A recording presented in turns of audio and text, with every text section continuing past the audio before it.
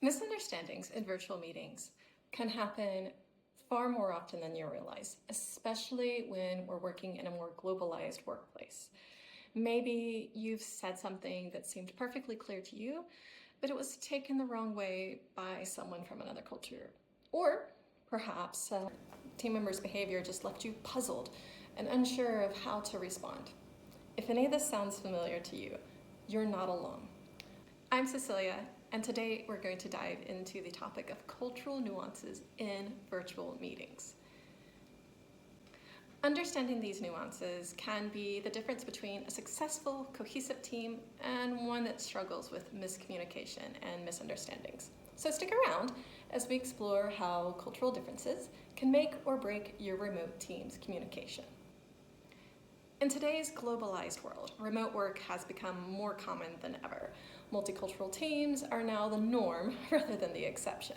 As international business managers and team leaders, your awareness and understanding that each team member brings their own cultural background into the virtual workspace is vital to success.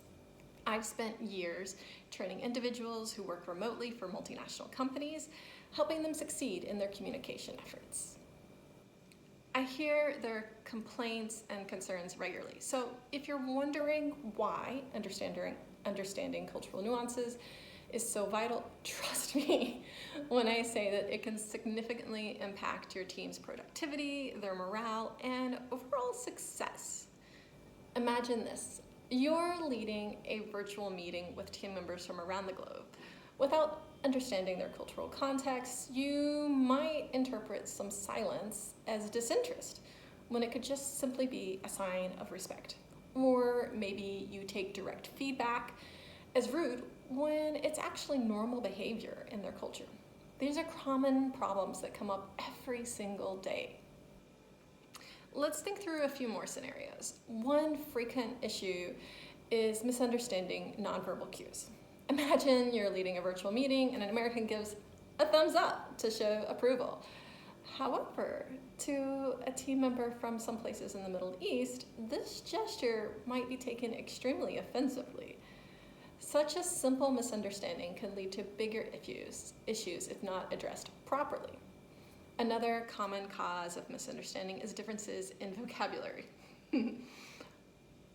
I will never forget the time someone told me that they needed to get a new rubber. If you're an American, you can imagine the immediate thoughts and confusion I had. If you're used to British English, however, then you might not understand why this was so disturbing. For Americans, this is an uncommon term used for a prophylactic. Whereas for British English, it's a tool for removing pencil marks. What would happen if this comes up in one of your virtual meetings? Of course, usually these can be resolved quite quickly. There's a little bit of laughter, a little bit of giggling and embarrassment because these things happen all the time.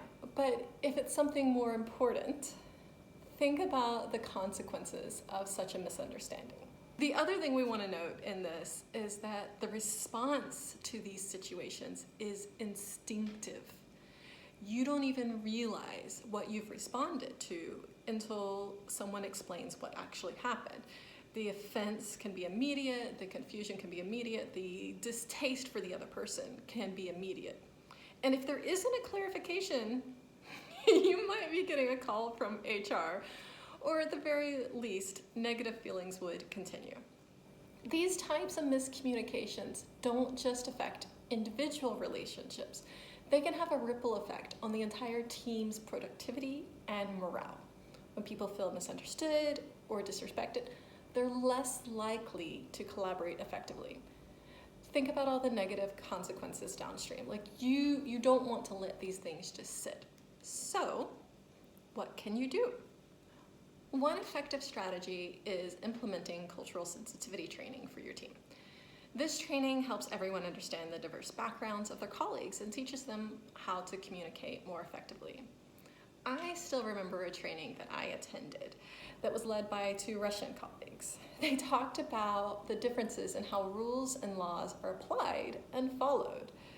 The phrase that stuck with me from their training was, Rules don't exist to protect you. They're there to make life more difficult, and you have to find a way around them. This is extremely different than the American mindset of you should obey and follow the rules, especially when we have things like the Foreign Corrupt Practices Act, right? We're supposed to avoid things that might be normal in one culture in order to stay within the law in the US. However, understanding this mindset applies to much smaller issues that are coming up regularly, where a colleague might not be applying certain policies in the same way because they're not understanding why they're necessary. So cultural sensitivity trainings will really help coworkers understand each other. So what I recommend more than anything else is that you let your team members be the ones to lead this. Because each person, they come with their own cultural nuances, the things that they understand, the way that they perceive the world. And when they share that with their colleagues, it really can help alleviate misunderstandings.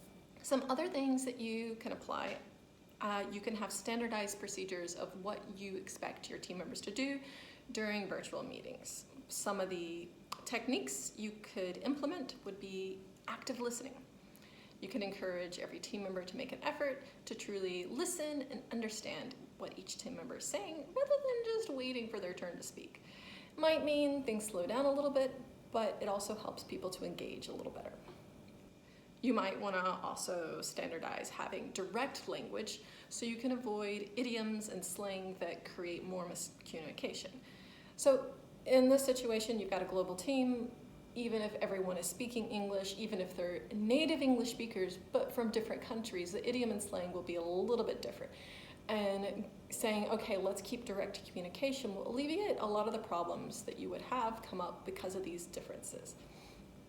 You can also encourage team members to speak up, ask questions. Create a culture of no dumb questions. Let them know that if you're unsure about something, don't hesitate to ask. You can encourage team members to become aware of their own gestures, their nonverbal communication, and pay attention to what others are communicating through their nonverbal communication. Simple things like finger pointing might be kind of okay in one culture, and in another culture, it's extremely rude. Encourage them to notice how their own gestures are received, as well as to consider alternate meanings for other team members' gestures if they are offended. Overall, you're wanting to create an inclusive environment. You're wanting to encourage all team members to share their perspectives and make sure that everyone feels valued and heard, and that no one's just sitting on the outside because they're a little bit different. To wrap it up, here are my 2 main recommendations for what you can do to improve understanding in virtual meetings with global teams. 1, implement cultural sensitivity training. Educate your team about different cultural norms and practices. 2, have standardized communication techniques when you're in your virtual meetings. Anything from active listening to using direct language, asking for clarification, paying attention to nonverbal gestures, and creating an inclusive environment. By applying these techniques, you will help foster a more cohesive and productive team. As you yourself start to become more aware about cultural nuances in your virtual meetings, you'll start to see a positive change within your team. People will feel more heard, more understood, more respected, which leads to stronger relationships and better collaboration. In the long term, this improved collaboration can drive greater success for your global business. Teams that communicate effectively across cultures are more capable of tackling complex challenges, of driving innovation, and adapting to change. So go ahead, take these insights and apply them in your next meeting.